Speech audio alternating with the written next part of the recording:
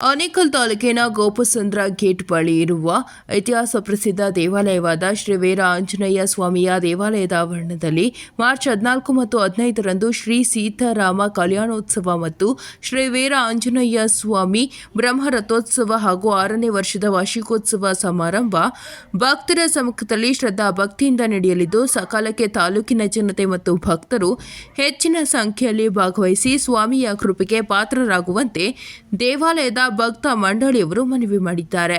ಇನ್ನು ವಿಶೇಷವಾಗಿ ಮಾರ್ಚ್ 14ರಂದು ಸಂಜೆ 6:30ಕ್ಕೆ ಶ್ರೀ ಸೀತಾರಾಮ ಕಲ್ಯಾಣೋತ್ಸವ ಸೇರಿದಂತೆ ಹಲವು ವಿಶೇಷ ಕಾರ್ಯಕ್ರಮ ನಡೆಯಲಿವೆ.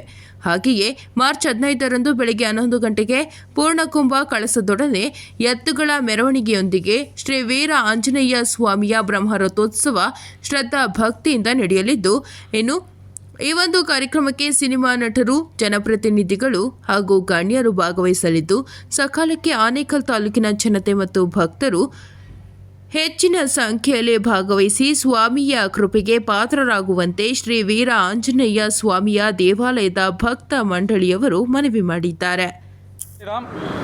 ಗೋಪಸಂದ್ರ ಗೇಟ್ ಬಳಿ ಇದು ಸತತನೇ 6ನೇ ಬಾರಿ ವಾರ್ಷಿಕೋತ್ಸವವನ್ನು ದಿನಾಂಕ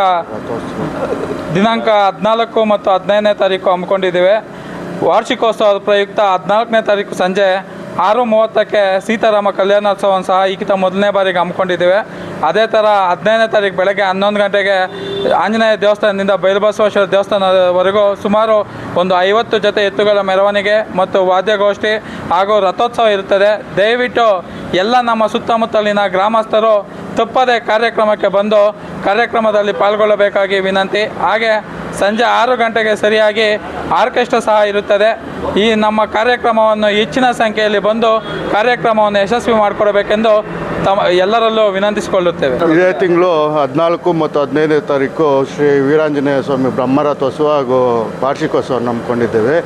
ಪ್ರತಿ ವರ್ಷದಂತೆ 14ನೇ ತಾರೀಕು ಸಾಯಂಕಾಲ ಶ್ರೀ ಸೀತಾರಾಮ ಕಲ್ಯಾಣೋತ್ಸವ ಇದೆ ಮತ್ತು 15ನೇ ತಾರೀಕು ಬ್ರಹ್ಮರಥೋತ್ಸವ, ಆಮೇಲೆ ಎತ್ತುಗಳ ಮೆರವಣಿಗೆ ಮತ್ತು ಸಾಯಂಕಾಲ ಬಂದು ವಾದ್ಯಗೋಷ್ಠಿ ಇದೆ. ದಯವಿಟ್ಟು ಎಲ್ಲರೂ ಬಂದು ತೀರ್ಥ ಪ್ರಸಾದ ತಗೋಬೇಕಾಗಿ ವಿನಂತಿ.